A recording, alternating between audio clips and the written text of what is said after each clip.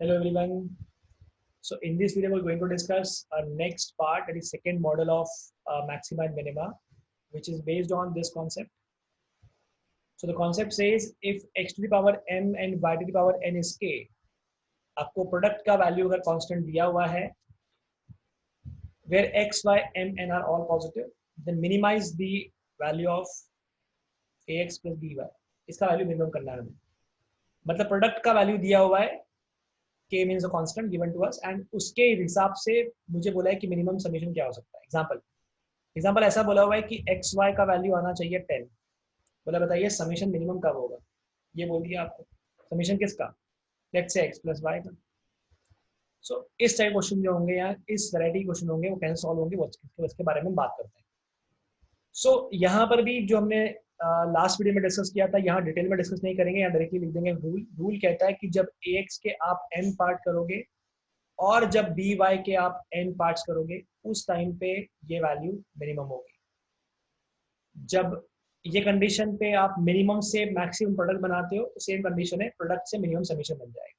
ये कंडीशन हमने A M G N से निकाली थी. प्रीवियस वीडियो नहीं देखा है तो जरूर देखें उसे. और इस कॉन्सेप्ट में जो हम क्वेश्चन लेंगे वो हम पहला क्वेश्चन दोनों अप्रोच से सॉल्व करेंगे और उसके बाद फिर डायरेक्टली हम इस कॉन्सेप्ट को यूज करके आगे के क्वेश्चन सॉल्व करेंगे.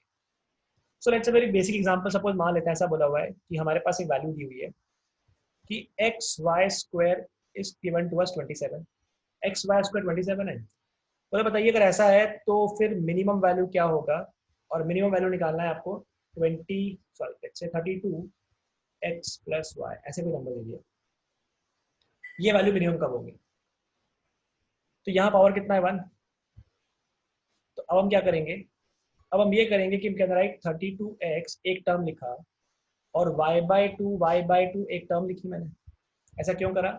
क्योंकि 2 बार y चाहिए था इसलिए y 2 बार लिख दिया और x एक ही बार चाहिए इसलिए एक बार लिखा. अब अगर इन टर्म्स के बारे में बात करूं, इन टर्म्स का अगर मैं am निकालूं अरिथमेटिक मीन, मुझे मालूम है अरिथमेटिक मीन जो होता है ज्योमेट्रिक मीन से हमेशा बराबर बड़ा होता है.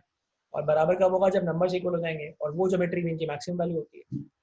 तो फिलहाल 32x plus y/2 plus y/2 divided by 3 ये इसका अरिथमेटिक मीन होगा. 3 टर्म में अरिथमेटिक मीन इनके ज्योमेट्रिक मीन से बड़ा आएगा. ज्योमेट्रिक मीन का मतलब होता है सबका मल्टीप्लिकेशन. तो 32x into y/2 into y/2 और उसका हो जाएगा क्यूब रूट. 3 टर्म इसलिए. अब अगर ये टर्म अगर आप न्यूमरेटर देखें तो न्यूमरेटर को हम लिख सकते हैं सिंपली 32x प्लस वाई जो हमें फाइंड करना था.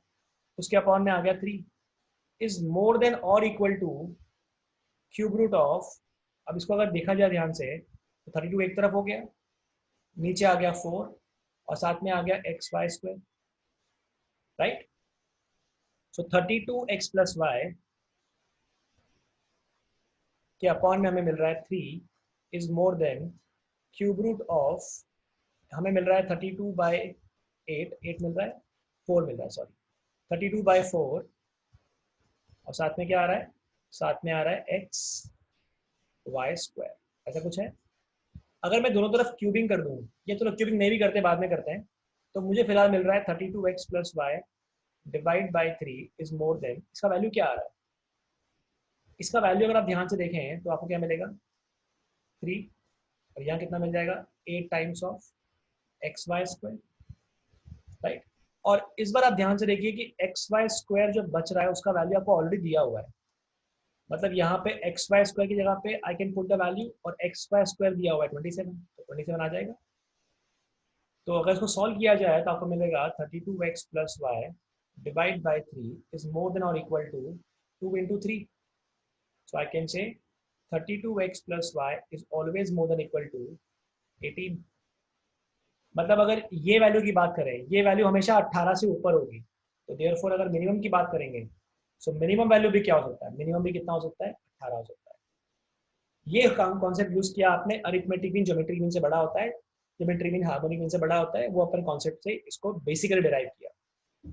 अब अगर ये तरीका ना लगाया जाए डायरेक्ट फॉर्मूले की अगर बात की जाए जो हमने वीडियो नंबर 1 में यूज किया था वो ये है कि अगर एक्स वाई स्क्वायर आपको 27 दिया हुआ है और आपको 32x प्लस वाई का वैल्यू मिनिमाइज करना है, वो मिनिमम कब होगा?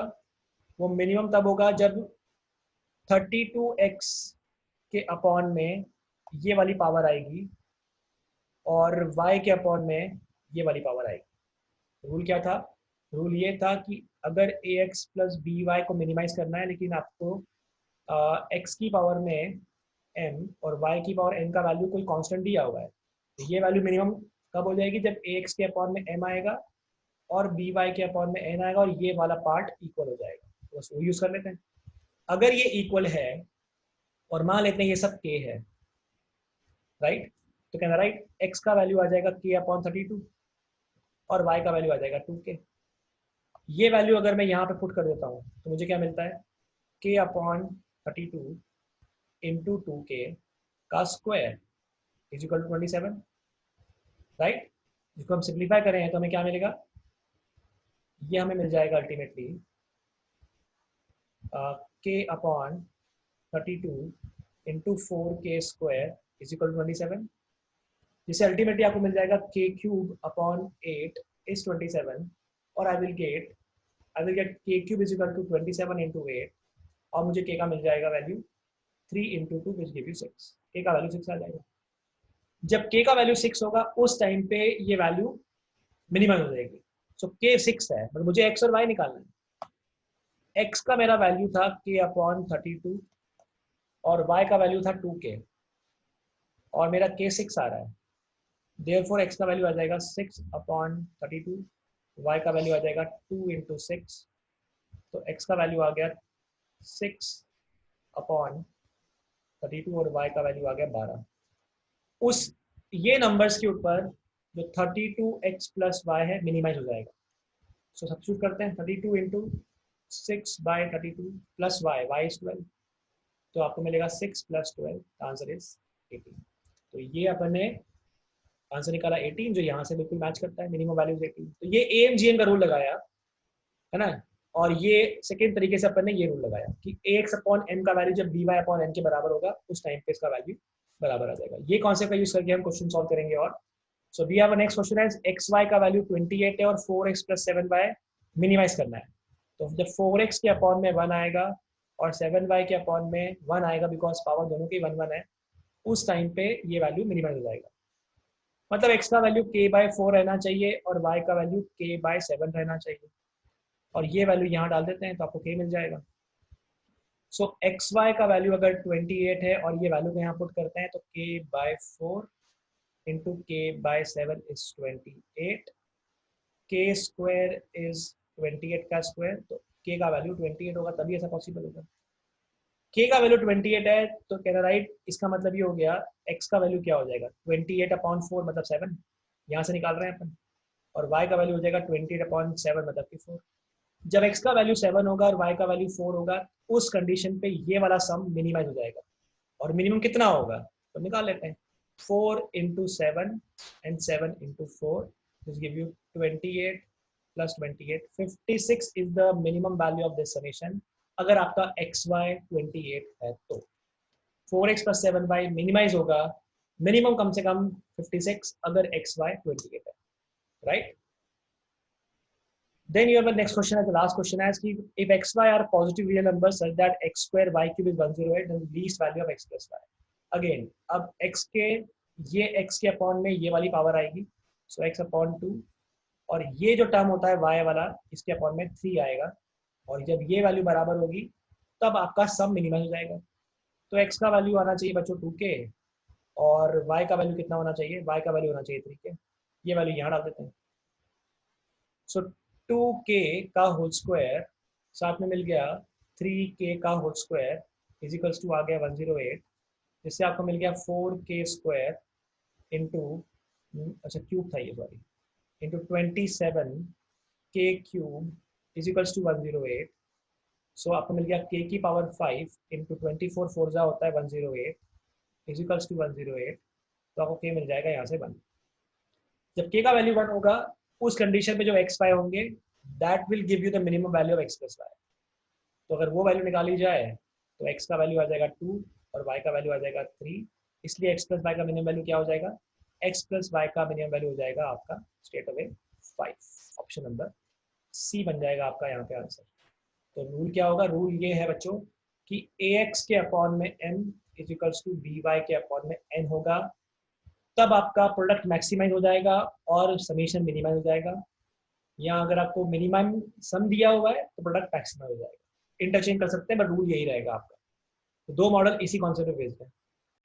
सो लास्ट एग्जांपल है एक्स स्क्वायर वाई 24 है, तो least value of 3x plus 4y क्या होगा? तो यहाँ आ जाएगा 3x के हम करेंगे 2 पार्ट और 4y के हम करेंगे 1 पार्ट, और ये वैल्यू क्या आना चाहिए? सो इस बार x का वैल्यू आ जाएगा 2/3k और y का वैल्यू आ जाएगा k डिवाइड बाय 4। जब ऐसा होगा उस कंडीशन पे सम विल बी मिनिमम। और ये k निकालने के लिए आप ये x और y का वैल्यू यहाँ पुट कर दीजिए।